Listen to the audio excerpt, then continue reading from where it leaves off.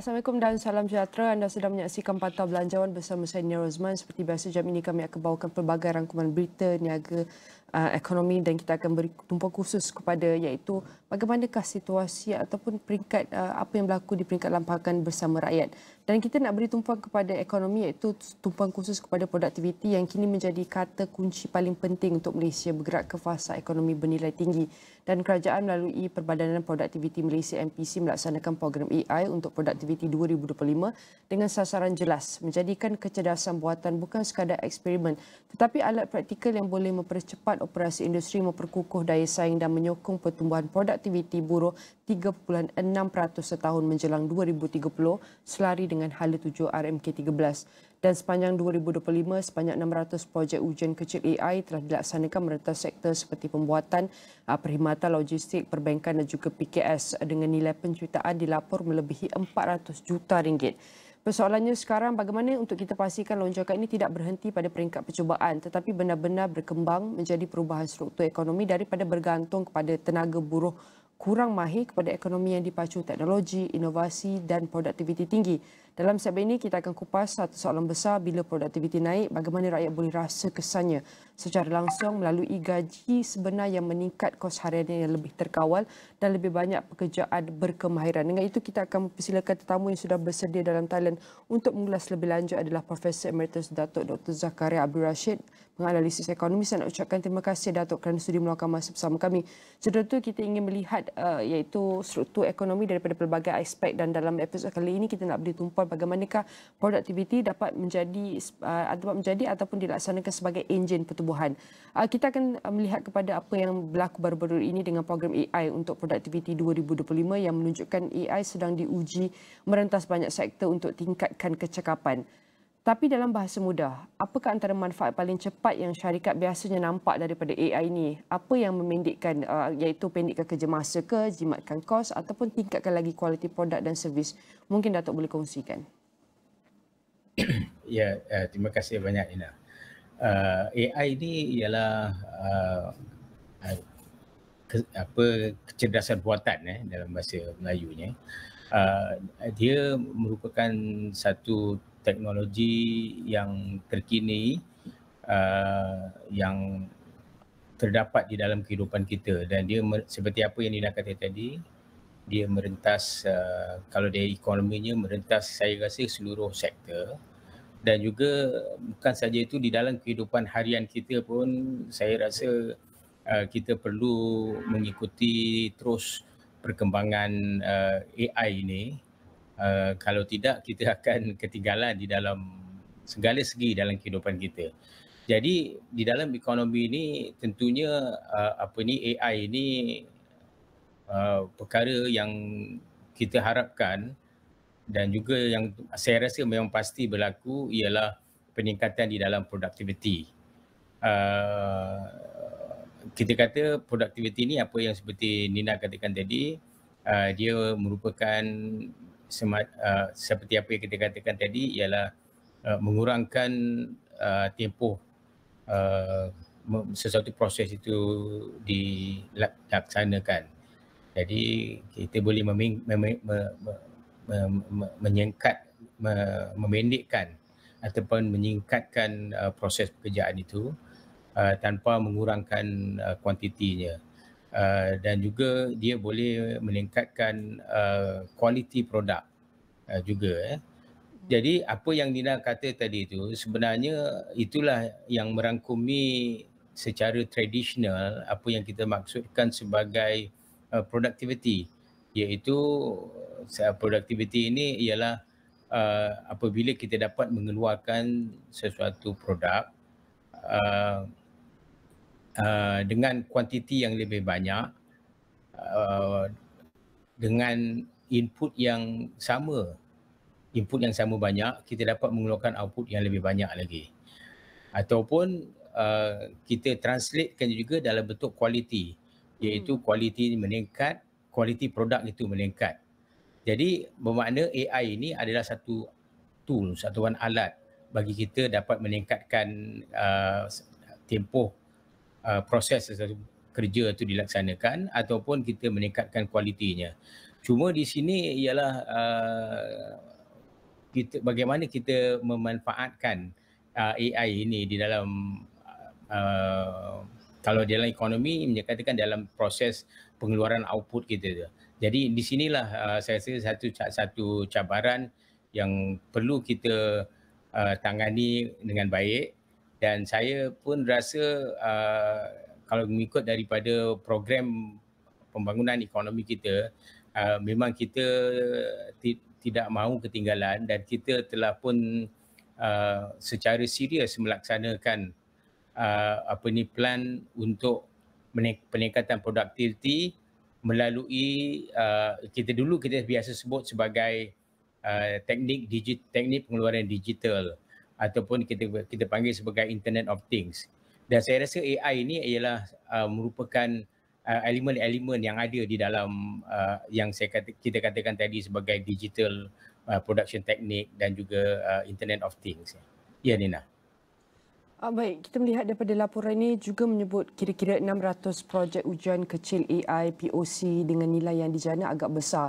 Daripada percubaan ini, Datuk, bagaimana MPC menilai projek yang berjaya untuk diperluas dan berapa banyak yang sudah mula menjadi amalan tetap dalam operasi harian? Saya rasa seperti kita sebutkan tadi, untuk saya sebagai pemerhati ekonomi, saya ingin melihatnya AI ini dapat membantu kita dalam meningkatkan produktiviti. Apabila produktiviti meningkat, bermakna dia akan merangsang pertumbuhan ekonomi, GDP growth, dan juga kita nak melihat juga bahawa dia boleh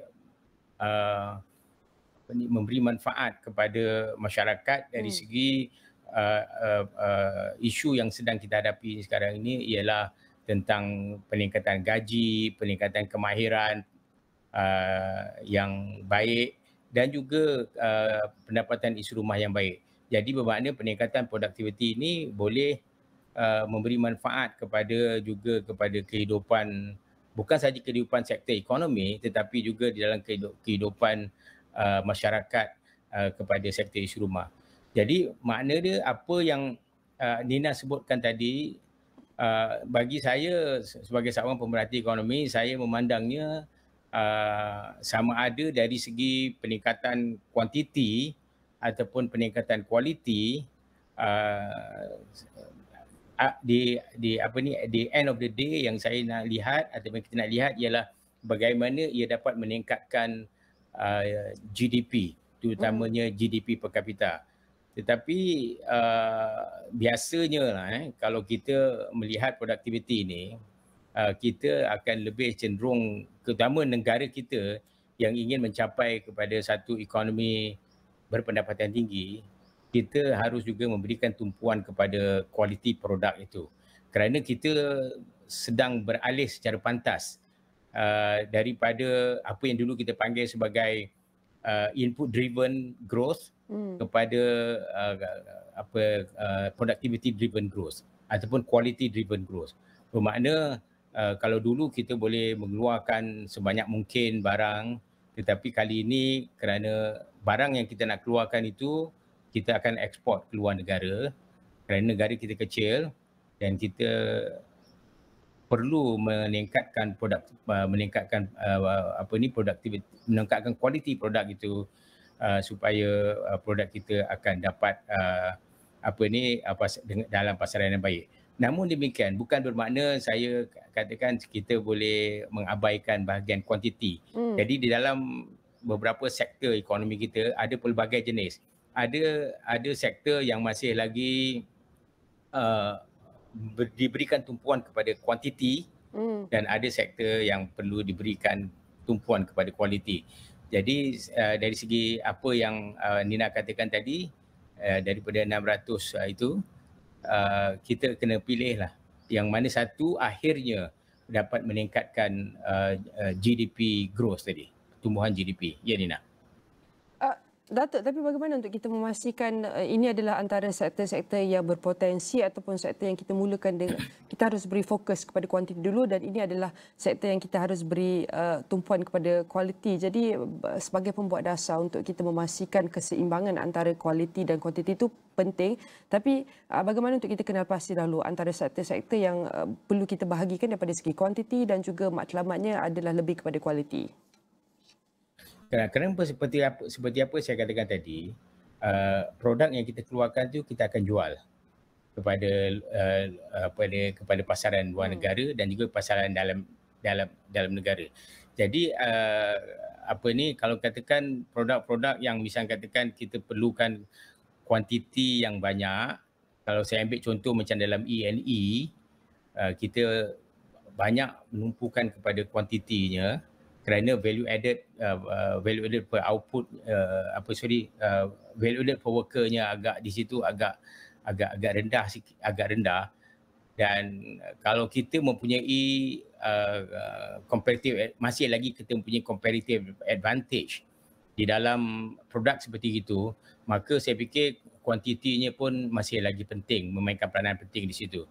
Tetapi kalau kita tengok dalam segi elektronik lah misalnya kan, tidak boleh tidak kita terpaksa juga meningkatkan complexity of the manufacturing process tadi.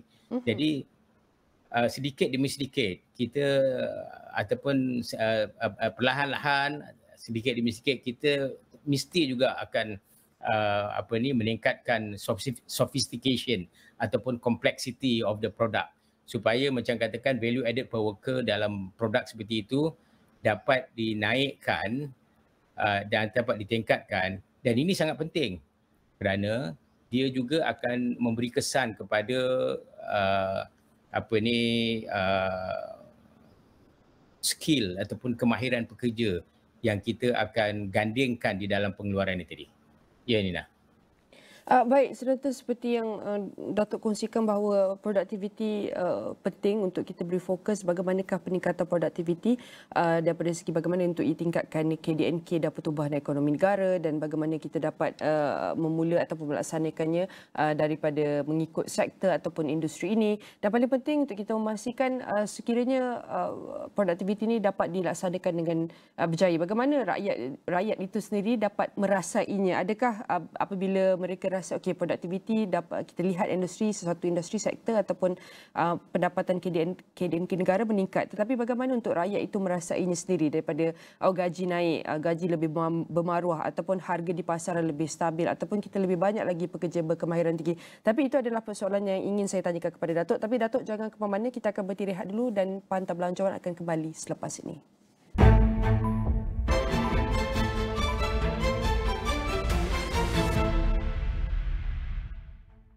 Herbal Essences melembutkan dan menyilatkan semula rambut anda dengan 100% pati tumbuhan sebenar seperti minyak argan dan aloe. Menutrisi secara mendalam untuk rambut lembut dan berkilat semula, bebas daripada paraben, parafin dan pewarna. Herbal Essences. Kini anda boleh stream hiburan tanpa henti dan Netflix hits dengan Astro One. Mungkin ini permulaan yang terbaik untuk aku fikir orang. Kau tak payah nak berlakon dah. Get it together.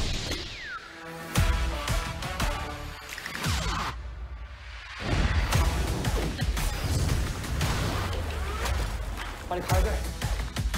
내가 어떻게 쫓아가요? 나한테 유혹당했거든. She will be mine. Today we fight for our future! This thing, it ties us together forever. Dapatkan Astro One Entertainment dan Netflix pada harga istimewa di aplikasi My Astro sekarang. Kementerian Pendidikan bertanggungjawab sepenuhnya terhadap keselamatan murid dan pelajar sewaktu mereka di sekolah. Malaysia dan Korea Selatan terus memperkukuh kerjasama dalam bidang teknologi hijau dan kecerdasan buatan AI menerusi pelaburan dua syarikat utama Republik itu. SPRM akan meneliti dan menjalankan siasatan sekiranya dapat unsur rasuah dalam pelaksanaan projek Aerotrain di KLIA yang dilaporkan sering mengalami gangguan perkhidmatan.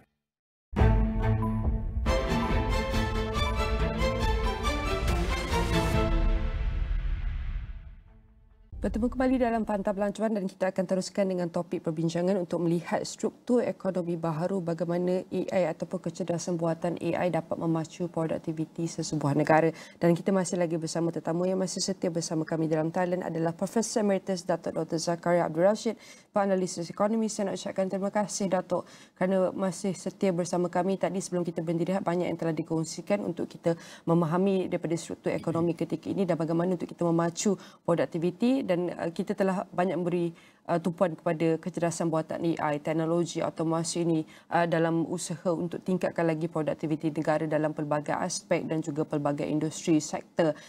Banyak yang telah kita bincang mengenai program AI ini, bagaimana ia akan memberi manfaat dan bagaimana kita dapat menilai setiap pelaksanaan ini dapat meningkat produktiviti ataupun KDNK negara. Dan kita tidak akan bincang daripada projek, tapi kita akan bincang juga daripada projek sehinggalah ke poket rakyat ini. Apabila kita bercakap mengenai poket rakyat, sudah tentu kalau kita bandingkan, kita akan cakap mengenai inflasi lah, inflasi. Jadi ramai orang membandingkan RM50 dahulu dan RM50 sekarang sangat berbeza. Kalau kita lihat mungkin RM50 dahulu kita dapat keluar daripada supermarket itu dengan satu troli penuh, tetapi mungkin sekarang tak sampai satu troli ataupun satu bakul kecil saja ke RM50 apabila kita membeli belah di iaitu supermarket.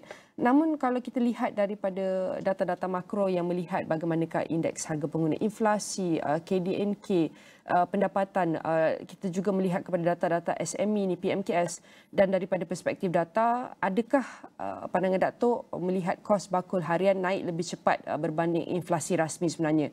Dan kita tahu kumpulan isi rumah mana yang paling memerlukan sokongan bersasar. Seperti yang kita tahu, ada yang langkah sedang dilaksanakan subsidi rasional yang bertujuan untuk tingkatkan lagi pendapatan negara dan tujuan untuk membantu lagi golongan yang betul-betul memerlukan.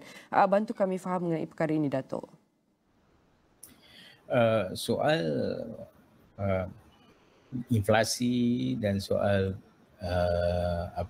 pembangunan kemajuan ekonomi ini adalah soal yang memang dah lama dibangkitkan, disebutkan. Inflasi, pertama sekali kita nak sebut bahawa inflasi ini ialah satu indeks kos kehidupan. Selalunya kita menggunakan CPI ataupun Consumer Price Index ataupun indeks harga pengguna sebagai indikator kepada inflasi ini. Dan masalah mengapa berlaku macam decoupling antara kadar inflasi yang dilaporkan itu dengan kehidupan rakyat. Tapi pertama sekali yang harus kita faham ialah harga yang dilaporkan, katakan inflasi 2.7, 2.9, 3.0, itu semua angka-angka positif. Bila angka positif bermakna harga berterusan naik. Dalam tempoh itu harga telah naik. Kalau bulan-bulan lah, kalau tahun-tahun lah dia naik begitu. Jadi kalau kita lihat kepada indeks harga pengguna ni, jarang sekali kita dapati angkanya negatif. Jadi makna dia indeks harga pengguna tu tak turun sebenarnya, dia naik. Cuma kita nak katakan dia naik dengan kadar yang stable, kadar yang stabil. Jadi kalau katakan dalam 2.7, 2.6 itu adalah ataupun stable begitu dia naik, adalah satu angka yang baik dan kita boleh menyesuaikan diri kitanya. Tapi bermakna harga pada hari ini dengan harga pada tempoh yang lalu, memang harga pada hari ini lebih tinggi lagi.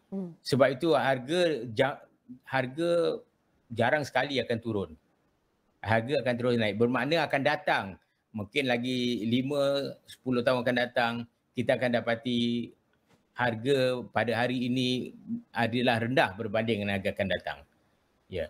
Tetapi soal harga rendah tinggi ini sebenarnya tidaklah patut begitu merusingkan kalau gaji kita naik juga sama. Kalau makna dia apa yang kita perlukan ialah kemampuan membeli. Jadi apa yang berlaku sekarang ni, ialah cara Jabatan Perangkaan memungut data-data itu, data menjadikan indeks itu adalah menggunakan satu bakul perbelanjaan tipikal yang dibeli oleh pengguna.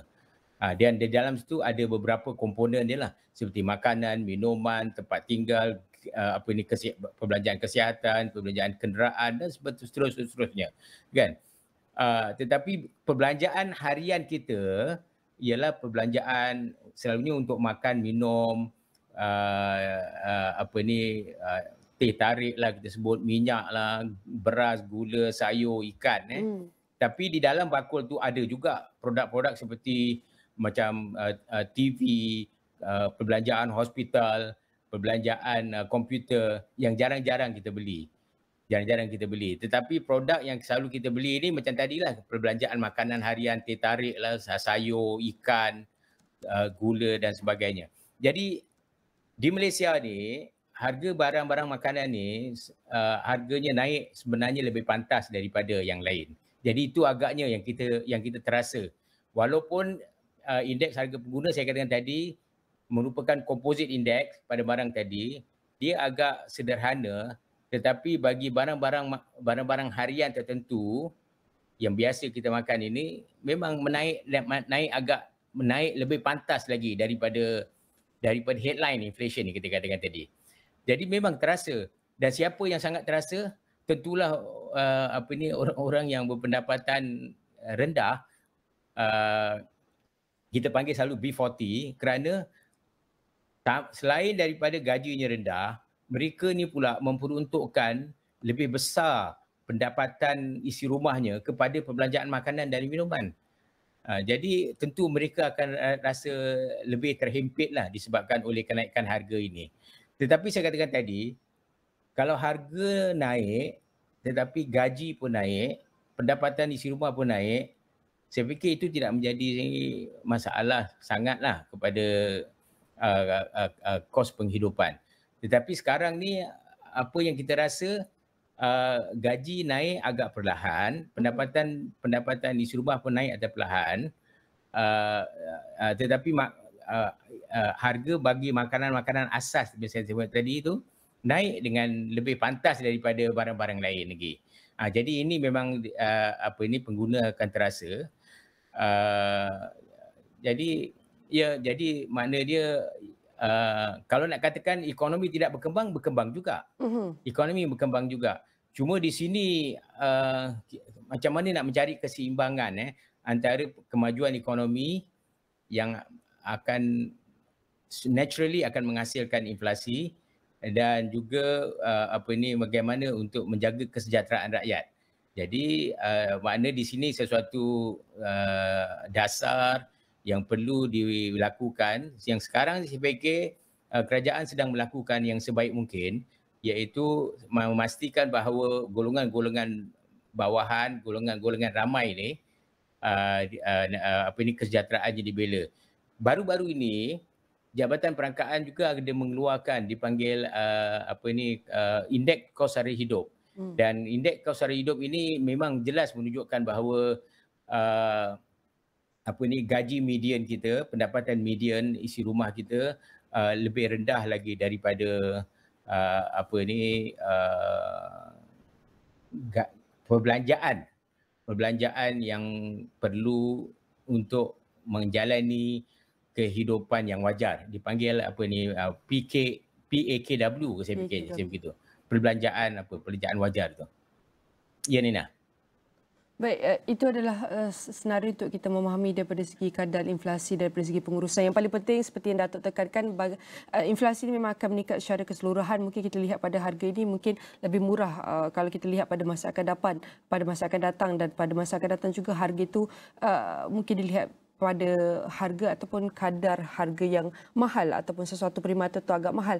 Namun paling penting untuk kita meneliti bagaimana untuk kita seimbangkan daripada segi tingkatkan lagi pendapatan dan produktiviti ekonomi negara pada masa sama untuk menjaga dan menjamin kesejahteraan rakyat itu sendiri.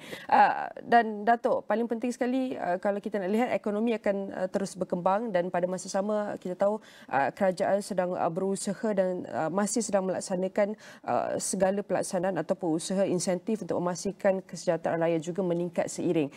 Kita nak melihat kepada small player ni, terutamanya PKS, PMKS. Sudah tentu apabila kita bercakap mengenai, kita bermula dengan perbincangan kita dengan AI, bagaimana AI ni menjadi tulang belakang kebanyakan sektor ini kalau kita lihat. Dan apabila kita lihat kebanyakan sektor yang bernilai tinggi ni, adaptasi AI, teknologi, dan kemungkinan itu memberi harapan kepada kalau kita lihat kepada setiap organisasi di setiap sektor itu, melihat kepada lepas ni banyak automasi, lepas ni banyak lagi investment, mungkin lepas ni gaji akan meningkat, dan seiring itu produktiviti akan meningkat apabila kita lihat gaji itu dapat menampung kos sara hidup yang semakin meningkat itu.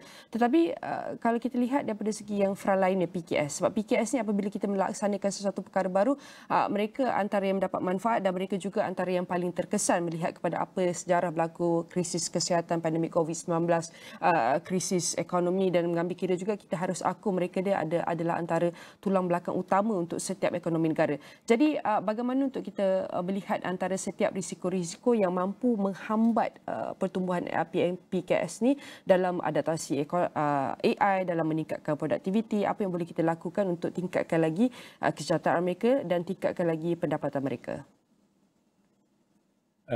Masalah SME ataupun PKS ni sebenarnya adalah masalah global. Dia bukannya berlaku di Malaysia, di mana-mana pun.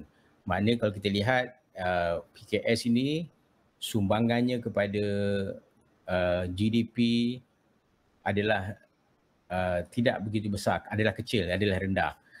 Berbandingkan dengan bilangan dia yang begitu ramai, berbanding bilangan dia begitu banyak. Kita selalu sebut PKS ni lebih kurang dalam 98.5%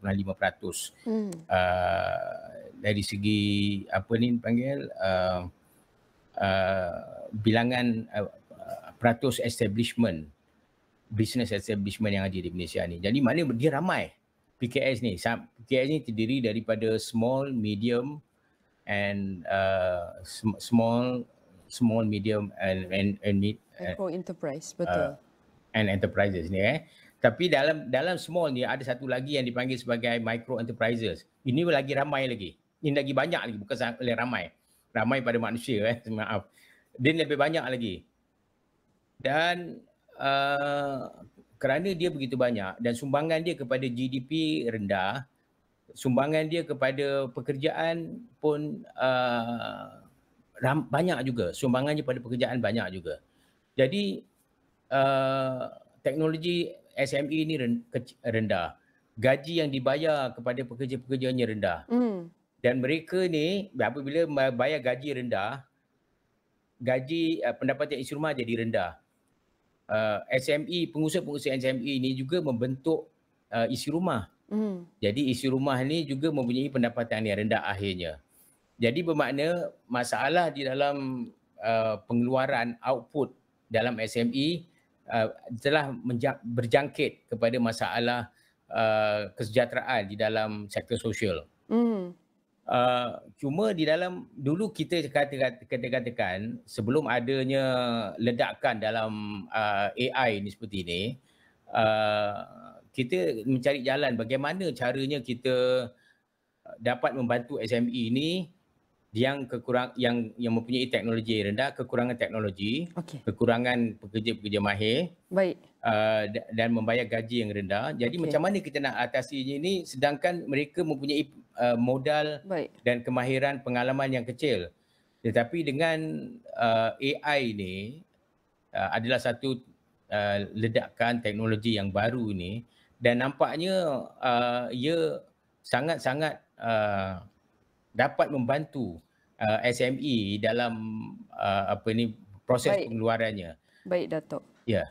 Sebenarnya saya nak bincangkan dengan Datuk, tapi kita tidak mempunyai banyak masa dan mungkin kita akan sambung lagi pada tahun 2026. Sekali lagi saya nak ucapkan terima kasih kepada Profesor Emeritus Datuk Dr. Zakaria Abdul Rashid, penganalisis ekonomi, kerana bantu kami faham bagaimanakah kedudukan ekonomi ketika ini, dan paling penting apakah yang boleh kita lakukan untuk meningkatkan produktiviti negara dalam pelbagai aspek untuk kita mengatasi setiap cabaran yang ada dan mengambil setiap peluang yang boleh kita laksanakan bergerak ke hadapan untuk kita memastikan kesejahteraan latar ekonomi dalam tempoh jangka pendek sehinggalah tempoh jangka panjang. Dan setiap perbincangan ini akan kami rangkumkan dalam astrowani.com dan di semua platform digital Astro AWANI. Sekian sahaja perkongsian pada kali ini. Saya Nina Rozman. Salam hormat.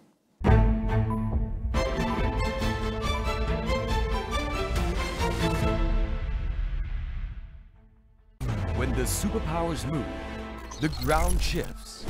Power isn't just about might anymore. It's about narratives, networks, negotiation. We go beyond the noise to deliver laser-focused analysis on how power moves and what it means for the world. This is AWANI International, reporting the shifts in power affairs shaping the world. Tiba masanya, musim di mana ujian sebenar bermula. 40 perlawanan, 14 hari. Sejak mata penilai, impian kejuaraan dan harapan untuk kekal bertembung. Inilah bola sepak di tahap kemuncak. Premier League, one for the fans, secara langsung di Astro. Pentas akhir untuk Krisha. Impian seorang peserta terhenti. Bila sampai chorus, the dynamics to be strong. Strategi diperlukan untuk menghadapi cabaran. Good performance, but it can always be better. Kamu 100. Siapa akan mara ke depan? Temanya adalah Gengkar Fred. Konsert Suku Akhir Gegar Vaganza 2025 di Astro Ria dan Astro Go.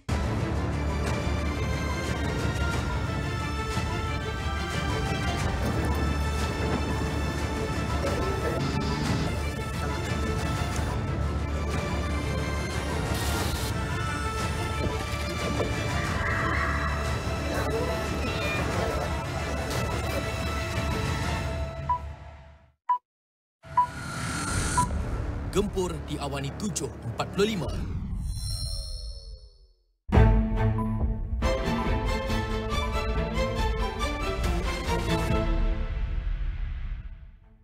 I think fear is the right word. I think fear is there as a mechanism to make us alert. I think it's important, especially in AI, not to be yelling bomb in a theater every year about AGI is around the corner. We are living still in a human-led AI-assisted world, one where we have various degrees of capabilities in AI, from the ability to write code or language or use it to even write a song for your child. But the reality of it is that the models are increasing so fast in capabilities that we are going to end up in a world that is no longer developer-led and AI-assisted, in a world where we have to reckon and ask ourselves the question, when we have AI that's more capable than us in doing the tasks and objectives we give it, what does our role become? If we know that AI is going to become an increasingly larger part of our life, of our work life, and of our personal life, is to just spend time with it. Because as you're spending time with it, you're going to see the progress, and you're going to be able to start answering, parts of these questions over time in bits as you see that AI is becoming a tool. Maybe some of the fears that we have today are very warranted, but you can be part of the conversation then on how you want the world to look like, both to your leaders in business and in government. Welcome to Meet the Leader. I am excited to introduce you to Iso Kant. He is the founder and CTO of Poolside AI. He's going to talk to us about the advantages that this technology has ahead. How are you, Iso? I'm doing good. Why don't we talk a little bit about, in broad strokes, the strategic potential of AI, because I think that's going to set us up for some of our conversation here. There's a little bit of a gap between the strategic potential of AI and really how we're employing it right now, for the most part. Can you talk a little bit about how most people are using it now? So if we take your two questions from what is the strategic potential of AI and what's the gap that we see today, and versus how is AI being deployed today? AI today is, frankly, in almost all manners employed as an assistant, right? We are living still in a human-led AI-assisted world, one where we have various degrees of capabilities in AI for various different types of activities, from the ability to write code or language or use it to even write a song for your child. And so what we're finding is that we are starting to understand what the capabilities currently are, and we're deploying them where they're useful. But the reality is, across the industry, Poolside and several other players have kind of converged on the same point where we can see massive acceleration. And I always kind of asterisk this with the fact that the last couple of years, I haven't been running around saying AGI is 12 months away. But the reality is where we sit today from industry building foundational AI is that we're looking at an 18-month optimistic, and I would say 36 months pessimistic window in which AI is going to become as capable as, frankly, all knowledge work that humans today are doing across a whole host of fields, starting with the ability to write code, but also, frankly, in lots of other areas that we, frankly, today employ people. As we're thinking about this, what are maybe ways that we should be using or could be using it that, we're going to have to work up to? What does that look like? So if we take this 18 to 36 month window, what we're going to see is a very rapid acceleration of progress in AI. We're going from places where AI might be slightly useful or delivering you 10 or 15% productivity, if that's in writing code where Poolside is heavily focused and oriented, or if that's in helping you in your day-to-day basis in your role as project manager or journalist or leader. The fact of the matter is that everybody today, in my view, should already start using AI, because what is happening is that the progress curve is happening so fast that what AI might not be able to do today, you're frankly very likely going to be able to see it do in the next several years. And so starting to get a sense of where the capabilities are today for you in your role, have a conversation. These models and AI is currently, in most cases, deployed, or at least the type of AI we talk about, in a way that you're able to have a natural conversation with it. And so start trying it out in different areas that are relevant to you, either in your personal life or that are economically valuable to what you're doing. But frankly, I think the most important message that I've been trying to drive home is that we have a really hard time of living on an exponential. We are currently in a moment where leaders like myself in industry are kind of standing up and saying, guys, our own timelines have just compressed massively. And we are going to look at a world where intelligence is no longer something that is only our domain. It's something that we can scale up on compute. And this is going to have a lot of second and third order effects, a lot of positive effect in terms of the amount of progress we can make in everything from science to driving down the cost of goods to its raw materials over time. But it's also, frankly, going to have negative externalities that come from something that is happening so fast. And so that's kind of the message I hope to try to get across here. Why don't you tell us a little bit about Poolside AI, what it does, and the problems that it's solving? So Poolside is a frontier AI company, and we're fundamentally in the race towards AGI, closing the gap between human capabilities in AI and where the models are today. Now, we've decided to take the path towards AGI by focusing first on models' capabilities to write code and build software and to reason. And frankly, our view has been since early on that the first major economically valuable capability where we're going to see the gap close between human capabilities and AI is going to be software development and software engineering. And that has a lot of effect in the world because, frankly, a lot of the world's automation and progress comes from software. Mm-hmm. And how does your technology work? So we are building foundation models. And so you might have heard of large language models, foundation models. And the way I often at a high level like to think about what is happening in these models that we're training to become more capable artificial intelligence is that we take extremely large orders of magnitude of data, far larger than it requires a human to learn anything, think the scale or size of the internet, and we're compressing it into what's a neural network. And that compression of data in a neural network forces generalization, forces learning. And so to the end, this is how we built them. Now, there's a lot more to this, but to the end user, the way they work is that the interface to them is incredibly natural, right? Something we haven't seen before. We can actually talk in language with it. And the reason these models first became most capable in their ability to understand and interact in language is because that's the massive data set that we had. The internet has been the first place that we've used to train these models. And the internet is full of massive amounts of language. But what the internet didn't have was the thinking and reasoning chains that we as humans create before we put the output work, right? Before we write the article that we publish. And it didn't have some of the feedback that we get in our own learning. Now, in the domain of coding, when you're learning how to code, you have access, of course, to resources that you're reading, but you're also actually doing the act of writing code. And when you're wrong, your computer is telling you when you're wrong. And it's that very deterministic feedback that allows us to make AI more capable. And in our field, we pioneered the use of reinforcement learning from code execution feedback. The ability to take something like coding that is deterministic, that follows rules, that we can simulate, and create the world's largest simulated environment. Today's over 500,000 real-world software projects where the AI goes in, it attempts different solutions, and it learns when it's right and wrong. And what we're seeing, just like a human, except that many orders of magnitude more skilled data required, AI is very rapidly progressing its ability to think and to actually create the correct output.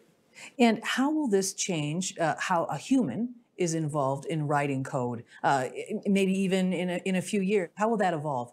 It's a very good question. Today we live in a developer-led, software developer-led, AI-assisted world. And in that world, what we're seeing over the coming months and year is that the assistance becomes increasingly more capable.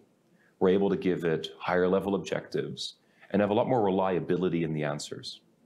We're able to give it harder tasks where it can explore different solutions for us, often faster than we possibly could ourselves, and get to correct outcomes. Now, right now, we're still at a state in the world where AI is incredibly useful, driving anywhere from 15 to 30% productivity gains.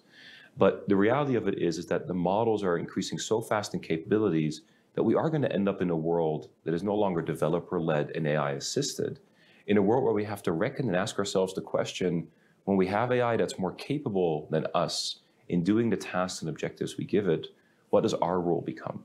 And frankly, that's a long discussion, probably more than this short podcast. And it's frankly the question I think that should be on a lot of our minds, because it's not just up to AI leaders to figure this out. I think this is for all of society and also, frankly, for government to be thinking about, because it will have both massive positive economic impact, but also negative externalities. What are some impact stories that you have already from Poolside AI, so we can kind of understand the efficiencies it has and also its potential? So what we're seeing today is that we can come into enterprises.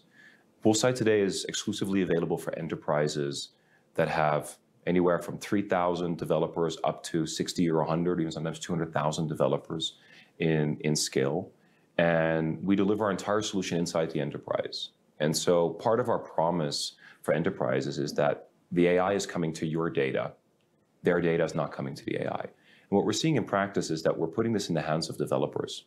This is not just about a model, what we often refer to, right, as the artificial intelligence, but it's also about the end user experience. And so we provide an end user experience for software developers in their editors where they do their daily work, in the web browser and other tools, so that they're able to both do their own work much faster, but also to actually have a conversation with the AI, asking it to do tasks for them, asking it to explain new code bases that they might be in. And what we're seeing is that currently the world of AI and productivity for software development sits anywhere from 10 to 30%. And if you think about software, organizations, engineers are everywhere. Most people don't realize that most of the largest global banks have anywhere from 30 to 50,000 software developers per bank. And so this holds true in lots of industries. So places where we can start making accelerations that today are in the 15 to 30% range, but in the coming years are going to become increasingly orders of magnitude larger. Frankly, you can have a lot of impact already today and see it at the end of the day in your balance sheet. And how will this change the labor force for those who are in software development? How would it maybe change the number of people, right? Will it shrink? But also the type of tasks that they'll be doing. So if we take software development, but we can even take this broader for all knowledge work that's happening in the world. We're on the frontier, so we have to see how this plays out. But if the predictions that I'm making, that our leaders in AI are making, and we see that we reach this point where AI becomes as capable as the most capable software developer, the most capable lawyer, the most capable accountant, we have to reconcile the fact that we have something that we can spin up on compute that runs 24/7 a day, doesn't get tired, and is able to actually deliver that economic impact. And we have to ask ourselves, like, what does our role become in that? Now, the reality of it is that we are in a world where we can do so much still to create abundance, and so much exploration is still ahead of us. And so I have no doubt that we will find a place and purpose for ourselves in that journey. And there's a lot of parts of today our role that actually is uniquely human. the asymmetry of information that we might have between each other, the fact that there's certain things that we frankly want to speak to someone face to face. But also the reality of the matter is where in the next 10 to 20, 30 years, we might have an incredible robotic surgeon that we trust more over a human. We still want the nurse. So I think a lot of people listening to this or watching this will be asking maybe a question I'm going to ask you right now, which is, has coding sort of gone the way of the horse and buggy? How should we be thinking about this? I think we should be thinking about, in very short order, all knowledge work. Everything we frankly do behind a computer screen is going to have to be rethought. We're going to have to reconcile the fact that we will have technology that's going to be as capable as us. So, and I also don't think that we have all the answers yet, including myself. The world that we want to live in is a world where all of us have purpose, where all of us can feel valuable. But we also want to live in a world where we can make accessible to everyone the things that we can drive the cost down for: housing, education, healthcare, and you can go down the list. So I'm very optimistic about what's going to happen. But at the same time, we do have to reconcile the fact that when in history, and we've seen this throughout industrial revolutions, there have been a lot of people left behind. And frankly, for this time, it's the first time in history where we have a technology that is going to impact so many of us at scale. Our Future of Jobs report had a couple interesting statistics. One is that 40% of skills are sort of about to change. Another factoid from this is that economists are sort of saying, hey, you know, it might be more interesting in the years ahead to be talking about skill and task growth over job growth, right? What do you think about that? What do you think about that shift? With a lot of respect to, I think, the work that's being done to try to figure out what the world looks next, I think it is still underestimating what it means to be able to, today when we have a complex task, an objective, no matter if that's building a company, if that's figuring out a technology or trying to make progress in research and science, we put people on the problem because people are incredible, our intelligence is amazing, and we collaborate to reach that objective.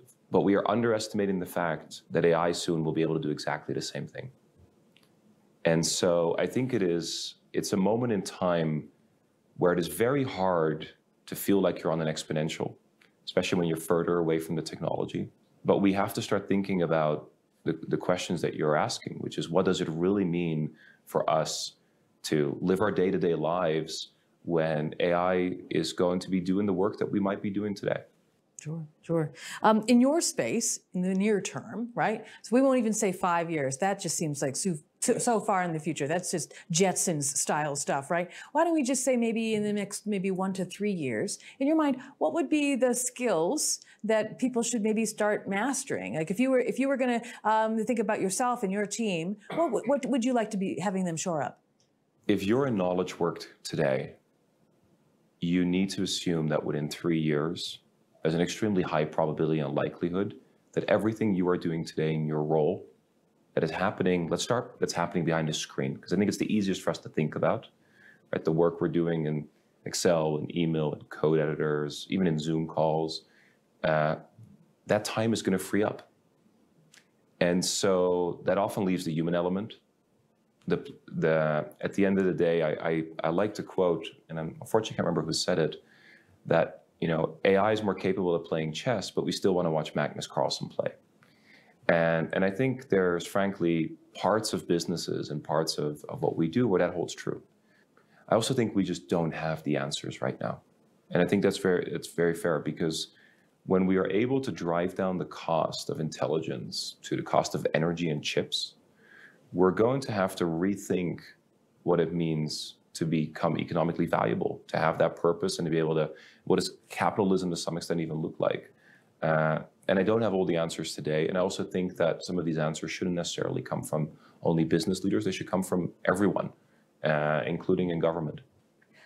You personally, what do you have your eye on as far as something you want to either get better at or learn more in your mind?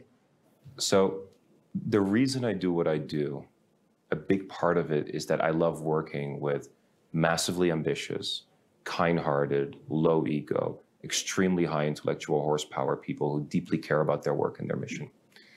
And so for me, I'm deeply aware that that the enjoyment of what we get to do on a day-to-day basis, going after really hard problems, is a human thing, and it's something we do together.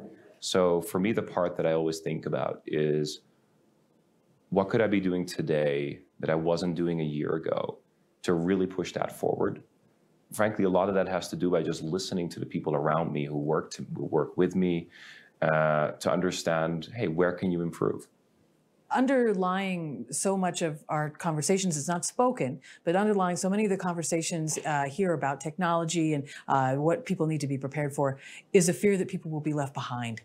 Whether it's staffs, whether it's people who are already being underserved, or even leaders itself, right? Because as businesses become, they need to stay relevant to be going concerns, right? How do you deal with this very natural fear of wanting to stay current and stay relevant and stay up to date in this very, very fast moving landscape?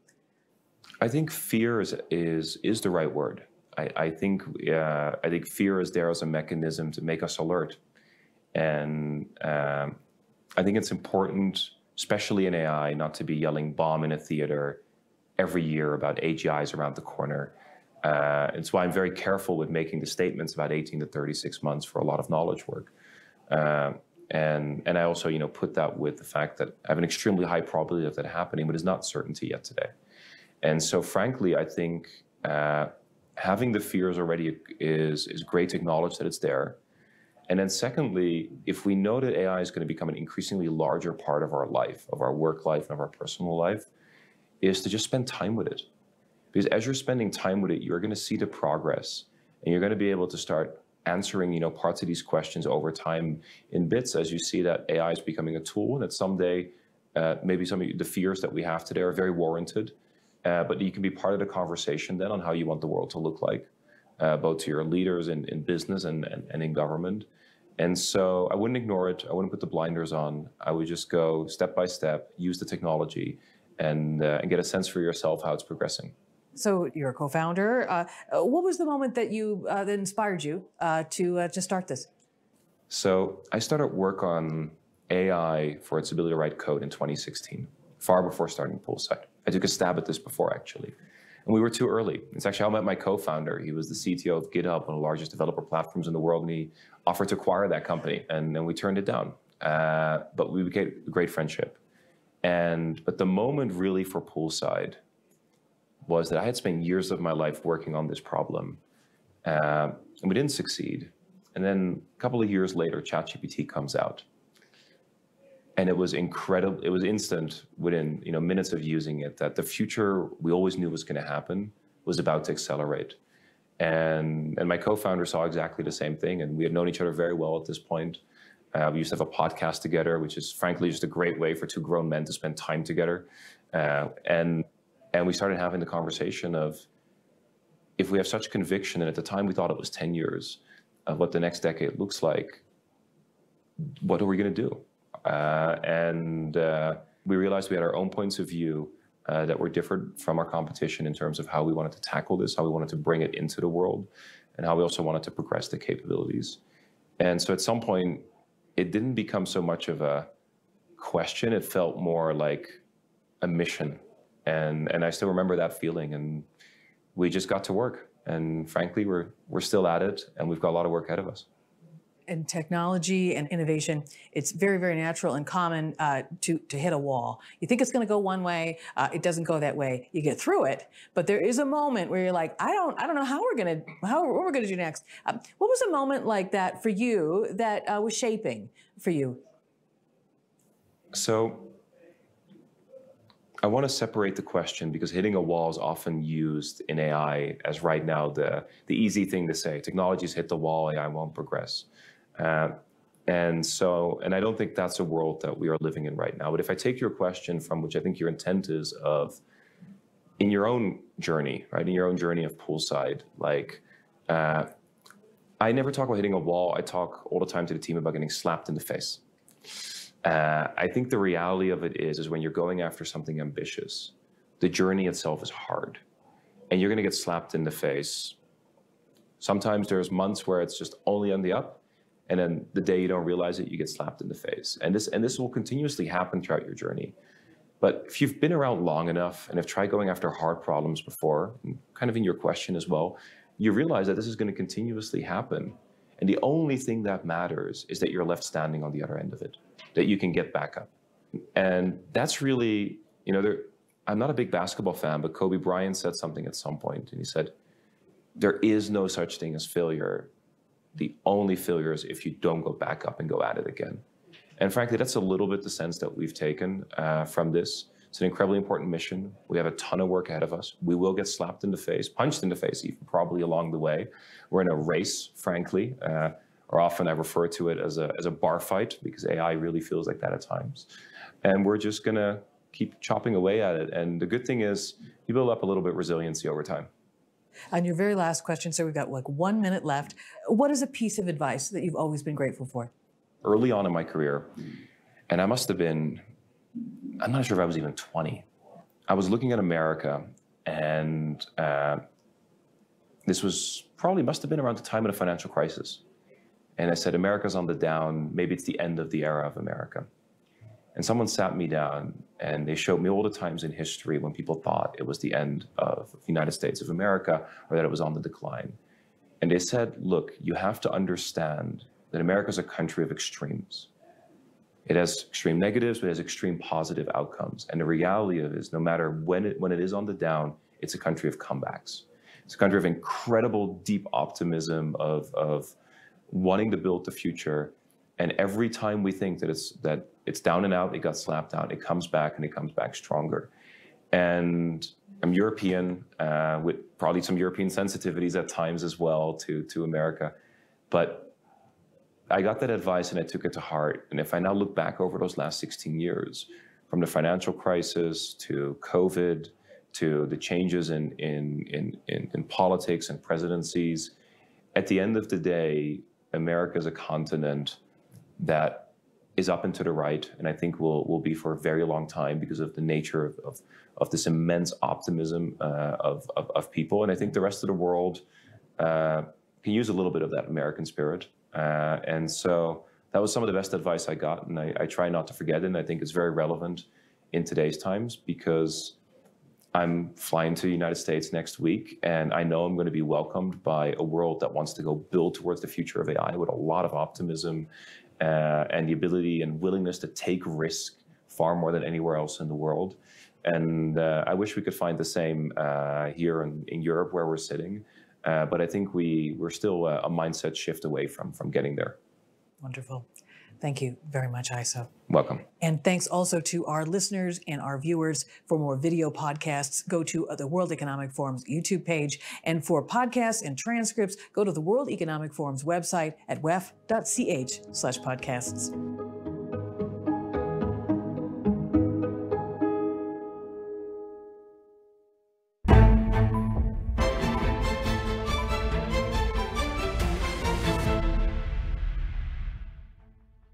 Ada yang perdebatan bahawa GST perlu dikembalikan semula kerana ada yang mempertikaikan bahawa SST itu tidak efektif. Isu buruh kanak-kanak bukan sahaja dalam bentuk fizikal tetapi juga bentuk moden yang lebih licik dan juga terselindung. Kita tengok buruh kanak-kanak dan ada juga buruh paksa kanak-kanak. Kumpulan FB dikenali sebagai grup budak-budak sekolah rendah yang didakwa menyebarkan gambar remaja perempuan tidak senonoh telah pun ditutup. Aku polis, Mei. Kalau kau nak tangkap aku, silakan. Ma! Apa okey? Ya, panggil aku bos je. Lembab. Bos kan inspektor. Exactly. Dia tahu you sayang dia. Kau tak belajar ke dekat akademi? Buat kerja asyik ikut kepala you je, tak ikut prosedur. Kau rupanya Inspektor Imam. Bad Cop. Stream episod terbaru dahulu. Eksklusif on demand. Dan 9 malam di Astro Citra.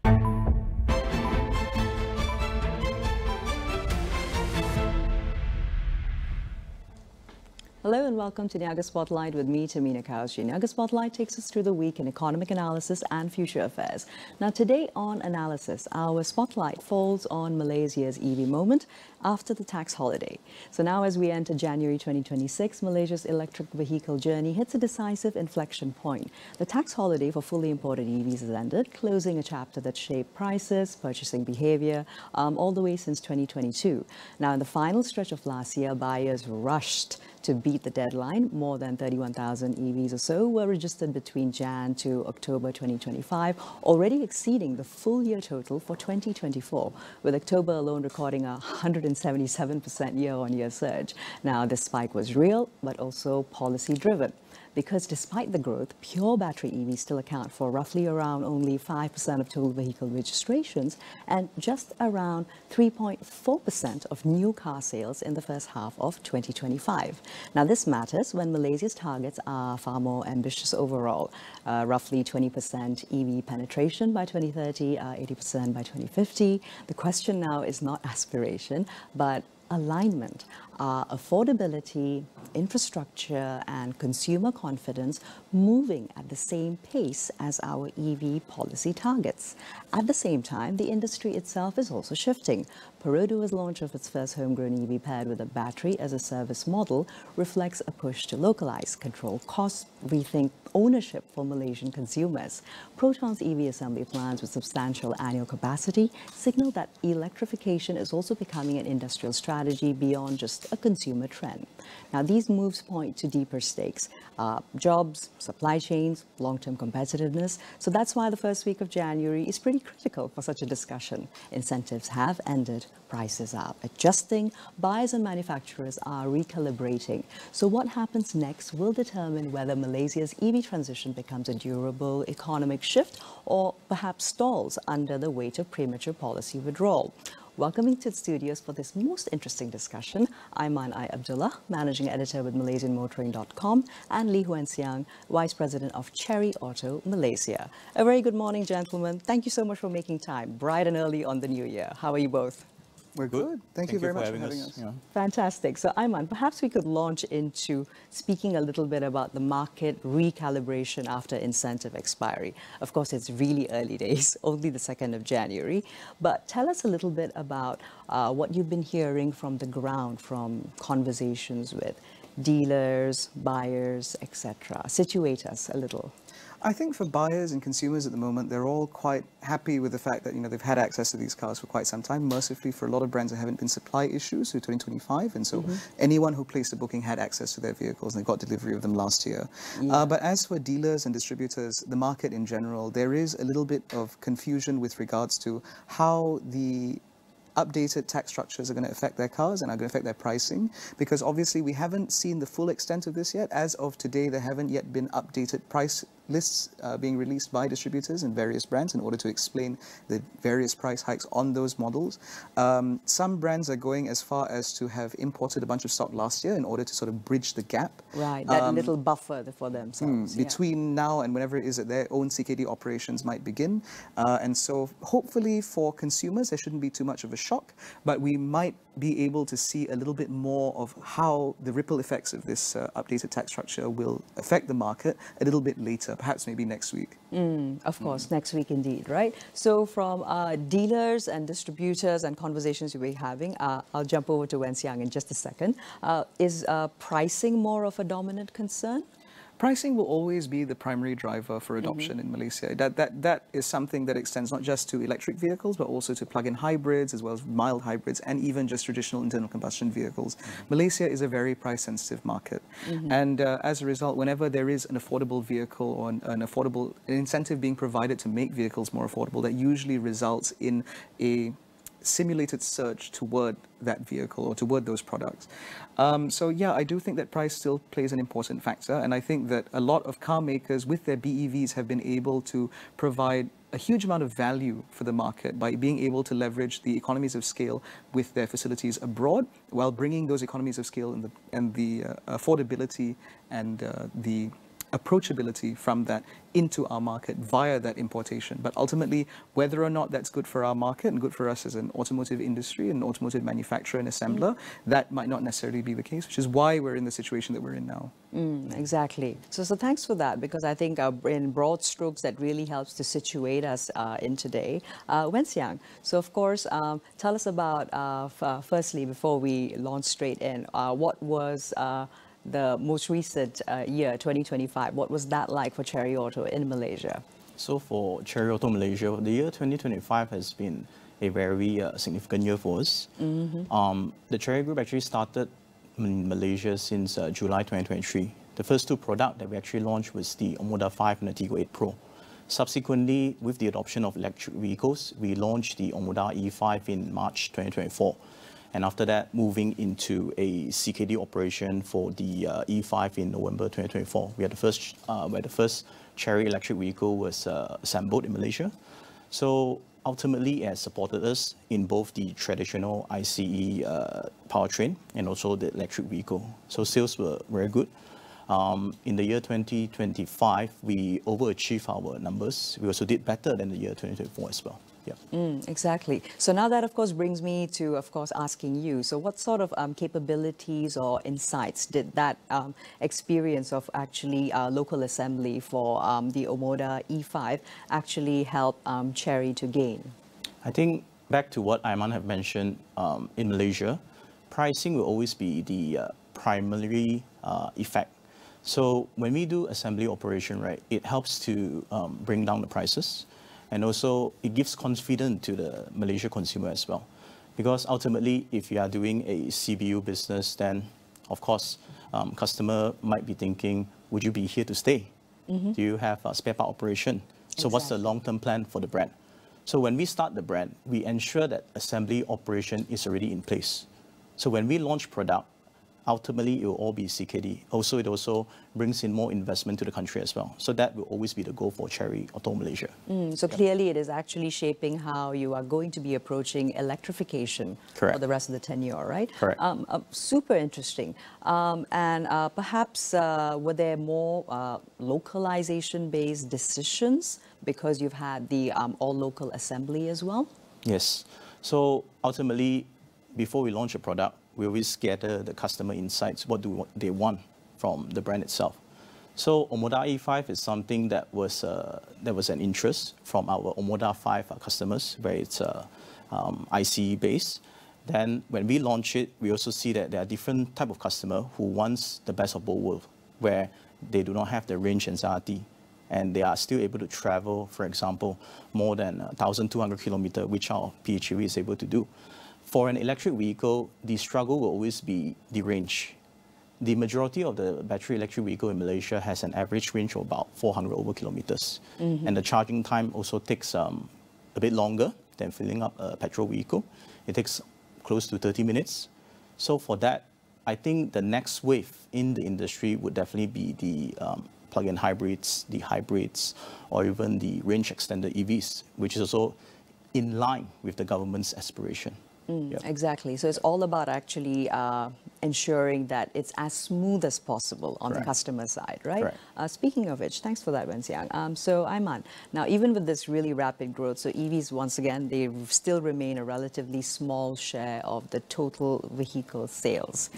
So tell me more from your vantage point about some of your thoughts around expanding what the next phase of adoption needs to have in place so that we may or may not meet the ultimate targets that have been set, but how do we move closer towards them?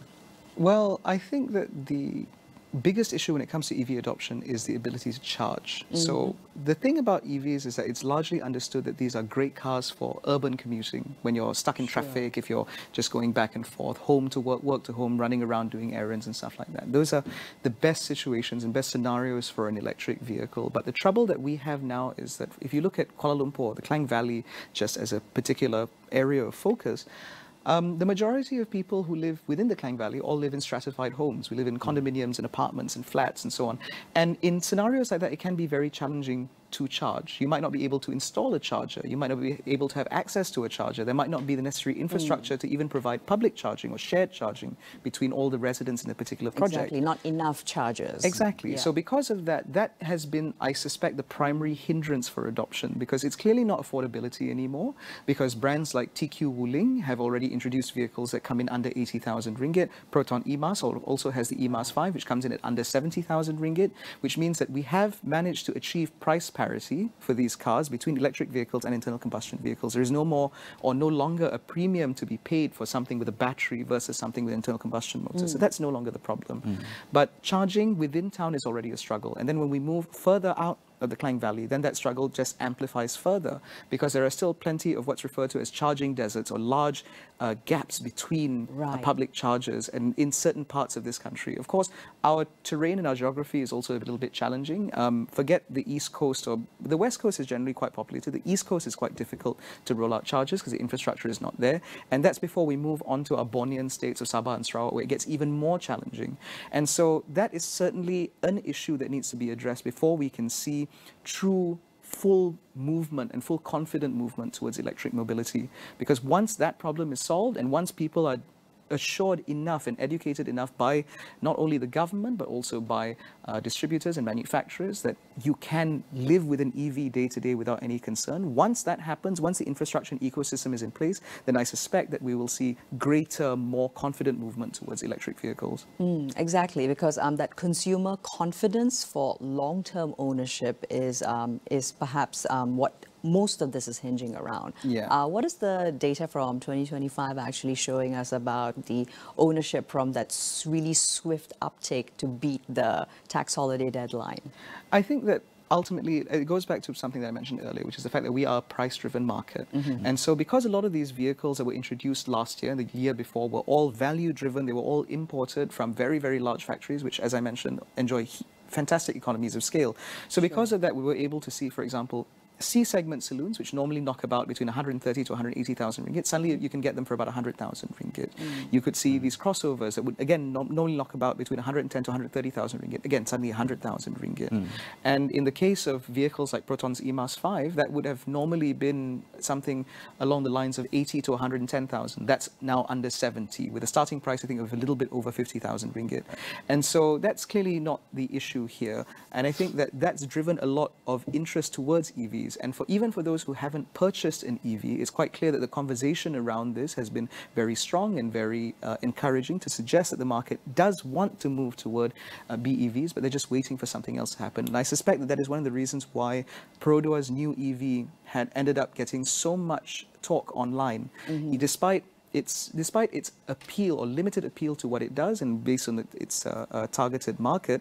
Despite that, so many people were discussing it, so many people were talking about it, even though a lot of them didn't have any interest in purchasing an EV prior to that point. So there is interest there, but it takes a second. It does indeed. To add on to that as well, you know, the early adopters, when the BEV first came to the market, majority of the buyers actually treated the battery electric vehicle as their second car, not the first car. So I think you've really zoned in on what we're looking at as a landscape. Yes. Correct. As the incentive is coming to an end, I mean the excise duty exemption and also the price factor, where brands are also giving incentive to the customer, then it slowly shifted where this can be considered as my first battery electric vehicle. That's why as a primary car as well. But having said that, I think what Aiman mentioned when it comes to the charging infrastructure and the housing situation, I mean, especially in KL, not everyone would have the luxury of installing a wallbox charger in a landed property. Exactly. Yeah. So that's where, you know, you still need, personally, I feel you still need the best of both worlds in Malaysia. You need to be able to offer that balance to those outside of the Klang Valley as well. Exactly. Thanks very much, Wen Siang, as well as Aiman. We take a brief break. Don't go anywhere. We'll be right back with the rest of this conversation.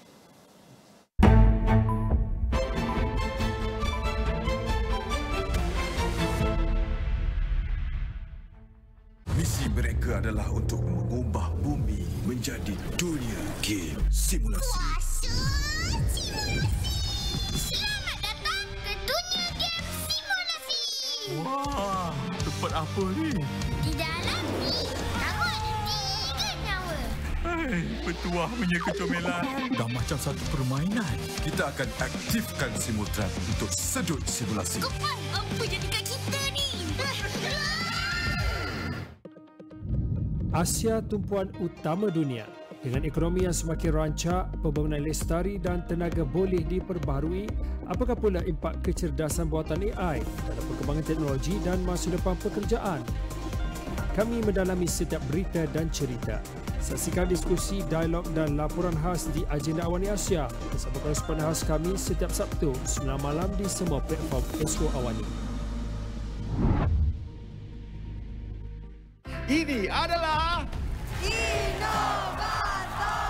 lebih berkuasa berbanding kaedah konvensional. Wonderleaf Adhesive Pouch. This is organic. Pelbagai inovasi dipertaruhkan. Jom. Ni magic ke? No, this is not magic. This is technology. Inilah Gas Giant. They can think to that extent. Inovator. Setiap Sabtu 9 malam. Eksklusif di Astro dan Astro Go. Kementerian Pendidikan bertanggungjawab sepenuhnya terhadap keselamatan murid dan pelajar sewaktu mereka di sekolah. Malaysia dan Korea Selatan terus memperkukuh kerjasama dalam bidang teknologi hijau dan kecerdasan buatan AI menerusi pelaburan dua syarikat utama Republik itu. SPRM akan meneliti dan menjalankan siasatan sekiranya dapat unsur rasuah dalam pelaksanaan projek Aerotrain di KLIA yang dilaporkan sering mengalami gangguan perkhidmatan.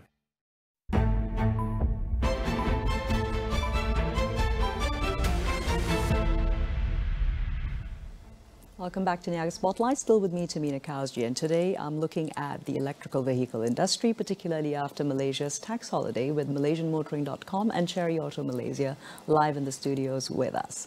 Wen Xiang, so from Cherry Auto's side, now following, of course, the E5 program, let's look at hybrids as an innovation pathway instead of a bit of a compromise in that sense, right? So Cherry also introduced super hybrid technology across much of the locally assembled range. Correct. A couple of perspectives around that. So when we first introduced the Omoda 5, it was very well taken. Then of course, ultimately the customers were also wondering if we have electric vehicle as an additional variant to the product. So that's where we introduced it in March, and of course it complemented both the traditional IC, internal combustion engine, and with the addition of the battery electric vehicle. But of course, both these vehicles are definitely different. It serves different purpose. You have the traditional internal combustion, and you have the battery electric vehicle, which majority of our buyers are basically using it for a daily commute purpose, not for long traveling. You can. It's important to emphasize. But of course, let's say, for example, if you have a range of 430 kilometers, you want to go all the way to Penang, you need to plan your route properly. For example, from KL, halfway, you need to charge your vehicle back up to, for example, 80% and continue on towards. And after which, we've gathered even more customer insights, and they wish to see more from Cherry Auto Malaysia. And majority of our customers, when they drive our vehicle, they like the response and the driving behavior of an electric vehicle, hence the launch of the Cherry Super Hybrid, which if you were to drive a PHEV from our side, it basically drives like an electric vehicle, but without the anxiety, without the range anxiety of an electric vehicle. So I see it as complementing to different type of customer. If you need something where you only use it, for example, you're in Klang Valley, you're in Johor, you're in Penang, where you primarily just need a vehicle for daily commute, then the BV may suit you. But if you travel very often, interstate traveling, then the PHEV might be a better choice for you. And of course, we still have the traditional internal combustion engine, which is the majority of the market share in Malaysia still. Exactly. So it is sounding sort of like hybrids are lowering the barriers for adoption for customers who may not yet be ready for full electrification. Correct.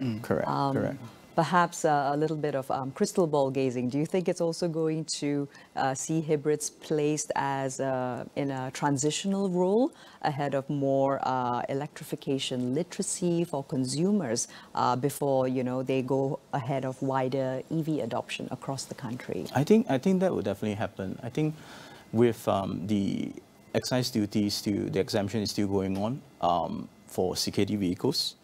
We will see definitely more brands coming in to set up the assembly plant to enjoy the benefits from it.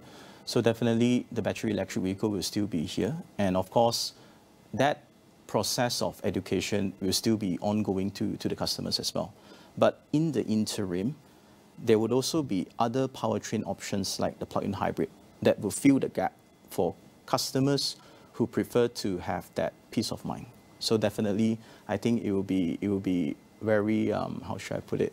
It will be a very nice journey to see the transition from a traditional IC to the PHEV and then to the BEV, because like you mentioned at the beginning, the National Energy Transition Roadmap is also aiming at up to 20%, 30%, 40% by a certain time frame as well. So we do see that transition. Exactly. And I'm also just wondering whether we may even have the data available to see and show us whether hybrids are helping, normalize electrified driving in those secondary cities that we were talking about, where, of course, your charging density is still pretty thin. Well, at the moment, it doesn't. There is no data to suggest this transition. That data is not collected. It's not that it's not there. It's just that it's not collected. It's not collated. Okay, that's super interesting. Actually. Yeah, but that said, given the way modern plug-in hybrids operate, where they are primarily driven as an electric vehicle, primarily motivated by the electric motor, they provide the benefits of an EV without the range anxiety. And so from a personal perspective, based on my interactions with customers, my interactions with the general public with regards to how these systems work, especially right after test drives and so on, to understand kind of what the general consensus is around this. It provides them the ability to enjoy the benefits of an EV, that smooth running, no engine noise, no vibrations, no harshness, without the concern of having to look for a charger every 350 to 400 kilometers. And so I do believe that they play a significant role towards making that transition a little bit more comfortable. And then as you move into plug-in hybrids, that also normalizes the act of charging your car. That means looking for a charger, planning your routes, or installing a charger at home, or getting used to granny charging it on a 3-pin plug, for example. So I think that is something that they do play a significant role towards making that transition a little bit more comfortable. But at least now with modern plug-in hybrids, it does help to bridge that gap. You're no longer jumping headfirst into a brand new technology that you're not familiar with. You still have the comfort of familiarity with plug-in hybrids, where you can still fuel up and recharge. Exactly. There's a little bit of that acclimatization space over there, right? Yeah. So now let's talk, Aiman, policy maturity versus the market readiness. What are you seeing and what are you perhaps predicting as the incentives are winding down? Because of course some are also arguing that the market is being nudged towards maturity rather than being slowed down. I think that the repeal of the tax holiday, or the ending of the tax holiday, is ultimately driven towards ensuring that our automotive industry, which is a significant contributor to our national gross domestic profit, it ensures that that industry remains on its toes and it remains evolving as the demand for cars and powertrains change over time. Malaysia is by far and away one of the most, if not the most mature automotive market within ASEAN. We've been assembling cars and building cars here longer than a lot of our ASEAN compatriots. Absolutely. And so as a result, we have a very mature vendor network. We also have a mature assembly network. And as a result, that's also why brands, for example, like Porsche and BMW and Mercedes-Benz assemble here. Volvo, for example, has been assembling here since 1962, if I recall, somewhere in the 60s. And they also assemble their BEVs here, the first to assemble fully electric vehicles in Malaysia. And so the reason why we need to remove this tax holiday is because ultimately, first, it's about driving the consumers. And so consumers have to be enticed to make that transition by making the cars affordable and appealing. But now comes the time to reward the brands that have actually made the necessary investments toward our market, not the ones who are just here to make a quick buck. because a lot of consumers were concerned that that was the case, as we saw a whole bunch of brands show up with a whole bunch of electric vehicles. We were concerned that it was just a fly-by-night operation. Now is the time where we will see the benefits roll in for the brands that have invested towards local assembly. Brands like Volvo, like TQ Wuling with Tanchong, like Proton with their new facility in Tanjung Malim, and BYD with their facility coming up soon, as well as Chery's own campus that is coming up in Lembah Beringin, if I recall correctly. Correct. All prepared in order to provide not only our market with the products and the powertrain options that they want and the technology that they're looking for, but also to be able to feed the wider ASEAN market as well and position us as an export hub for high-value, complicated, complex vehicles, something that other emerging markets within the region might not necessarily have the talent pool and expertise to execute. Exactly. I think, of course, you know, it's a case of trying really not to miss the forest for the trees, right? Yes, precisely. Because we're not only looking at accelerating localized adoption, but that ASEAN critical and also the wider Asia market. Very interesting indeed. So Wen Xiang, looking forward and looking ahead, what is exciting you most about Malaysia's, the EV as well as the hybrid landscape in the coming years? And also taking into context a little bit of what Aiman dovetailed with when we were speaking about the fact that there is huge opportunity really to situate Malaysia as that hub regionally. I think being one of the automakers who have committed to an heavy investment, like what Aiman have mentioned, that definitely gives us the better fit. Because when we do the investment into Lembah Beringin, right, it not only just talk about domestic sales, it's also about export, it's also about technology transfer, it's also about R&D for the local market. So that's where I feel that for Chery, we definitely have a lot of new initiative coming in. And that would definitely help us in terms of paving the way for the next energy transition from the ICE to the PHEV to the BEV. I mean, that's a given. Other than that, from the market itself, we do see that in this year itself, there will be more automakers coming in with the new energy vehicle. So hence, we do see the shift as well. So until 2030, I think the powertrain would definitely have a very different mix from the current ratio. We might be able to see more than 10% or even more than 15%. Right. From the traditional ICE of 95%, 90%, now probably it will be below than that. And of course, should the government choose to continue to rationalize their fuel subsidies, then there will also be a very sensitive sort of middle-income market who'll be looking for vehicles that are a little bit more affordable to run, a little bit more affordable to fuel. You have to refuel less frequently, for example. And so, like as Wen Xiang said, I do think that we are not particularly ready as a country wholesale to move towards EVs. And so it is important that in the interim there are intelligent cutting-edge technologies in order to help make that transition a little bit more comfortable. And from a Chery Auto perspective though, Wen Xiang, where would you like to see closer coordination? Policy clarity, or what kind of collaborations would help ease the path ahead for 2026? I think, first of all, for the battery electric vehicle, right, what we did was that we collaborated with SIRIM to ensure the safety of our battery. Then the other areas where we collaborated was with MIROS, the Malaysia Institute for Road Safety Research, where we ensure that all products from Chery Auto Malaysia meets the highest standard when it comes to safety. So 5-star ASEAN NCAP is what our latest T7 PHEV and T8 PHEV has achieved. So that's something that as we grow as a brand, together with policymaker, we will ensure that whatever product that's being rolled out fits into the policymakers' requirement. Fantastic. Aiman as well as Wen Xiang, thank you so much for the insightful conversation. Thank you very much for having us. Thank you. Now, as Malaysia's EV transition has moved past incentives and announcement, what matters now, of course, is the execution. The next phase will test whether the EV products are able to fit, of course, real consumer needs, and if localization is able to deliver scale as well as reliability, and of course, policy remaining steady enough to sustain confidence and lasting adoption. Well, that's all we have time for today. I'm Tehmina Kaoosji signing off for now. We'll see you again next week.